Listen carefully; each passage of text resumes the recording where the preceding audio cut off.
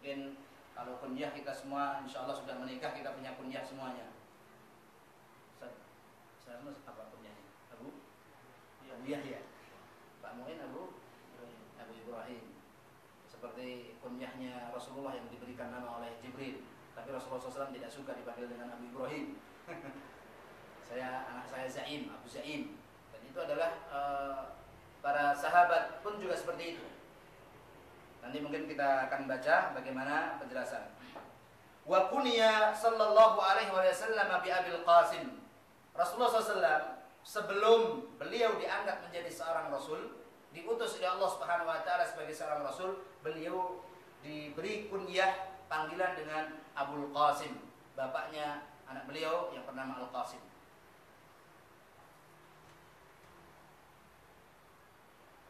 Wa amara an nusammiya bismihi wa la nukanniya bi kunyatihi.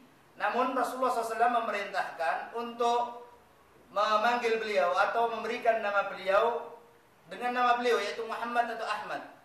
Beliau kemudian memerintahkan jangan memberikan kunyah atau memanggil dengan kunyah beliau Abul Qasim.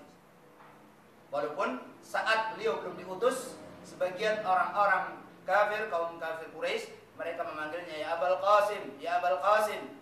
Seperti itu, karena memang kebiasaan bangsa Arab seperti itu. Wa kannahu Jibril alaihi salam bi Abi Ibrahim. Sedangkan malaikat Jibril alaihi salam menyematkan kunyah bagi Rasulullah SAW dengan kunyah beliau Abu Ibrahim. Walakinnahu, akan tetapi beliau Rasulullah SAW karaha ayyahula kunyatahu allati urifa biha. Akan tetapi Rasulullah SAW tidak suka orang lebih memilih untuk memanggil beliau dengan kunyah beliau sebagaimana yang telah diketahui, baik yang diberikan oleh malaikat Jibril dengan Abu Ibrahim ataupun seperti yang telah diberikan oleh umat manusia saat itu, masyarakat saat itu dengan Abul Qasim. Beliau memerintahkan dan tidak menyukai dengan panggilan itu. Beliau lebih suka dipanggil dengan Muhammad Rasulullah sallallahu alaihi wasallam. Makanya beliau dalam beberapa kejadian ketika beliau menulis surat atau menyampaikan sebuah pesan kepada seseorang, sampaikan dari Muhammad Rasulullah sallallahu alaihi wasallam. Muhammad utusan Allah Subhanahu wa taala. Wa ikhtalafa al-ulama'u fi amri at-takanni bi kunyatihi. Tetapi para ulama kemudian berbeda pendapat di dalam masalah memanggil beliau atau memanggil Rasulullah SAW dengan kunyah beliau. Wa fi amrin al-jam'u baina ismihi wa kunyatihi. Dan di dalam masalah menggabungkan antara nama beliau dengan kunyah beliau, misalnya Pak Muin namanya Muin Abu Ibrahim. Apakah juga beliau suka dipanggil dengan seperti itu? Misalnya Muhammad sallallahu alaihi wasallam Abul Qasim, Muhammad sallallahu alaihi wasallam Abu Ibrahim misalnya. Faqil, maka sebagian ulama mengatakan innama naha anit takanni bi kunyatihi fi hali hayatihi. Sebagian ulama berbeda pendapat bahwa itu tidak boleh ataupun tidak diperkenankan untuk memanggil beliau dengan kunyah beliau semasa beliau masih hidup. Artinya ketika beliau sudah wafat tidak masalah. Wallahu ta'ala. Wa qila innama naha an yajma'a baina ismihi wa kunyatihi faqat. Tetapi ada sebagian yang mengatakan juga bahwa larangan tersebut adalah ketika menggabungkan antara nama dan kunyahnya saja. Wallahu ta'ala a'lam.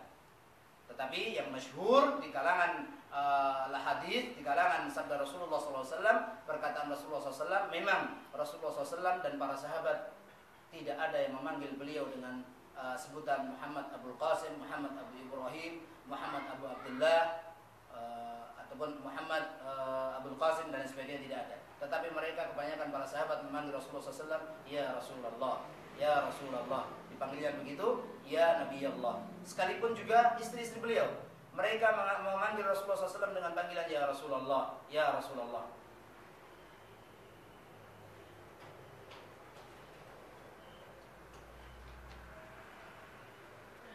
Baik, kami lanjutkan. Walam yu'raf ismun Ahmad qablahu.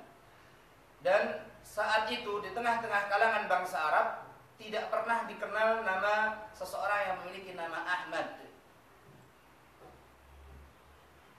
Wa sammat ba'dul Arabi bismi Muhammad.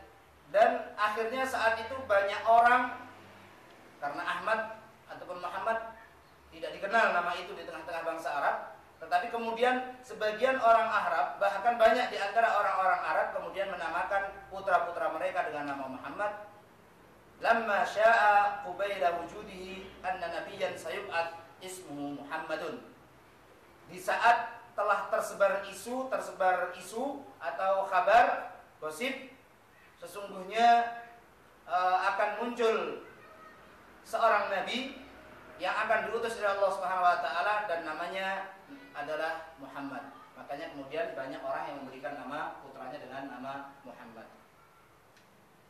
Dan juga banyak juga yang memberikan nama Muhammad, harapannya dia adalah Imamul Mahdi, Muhammad bin Abdullah Al-Hashimi. Nah,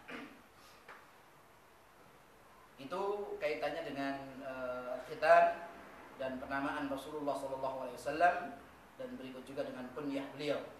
Adapun dengan kunyah beliau, maka kemudian beliau tidak suka untuk dipanggil dengan kunyah beliau, tapi beliau lebih suka dipanggil dengan nama beliau saja.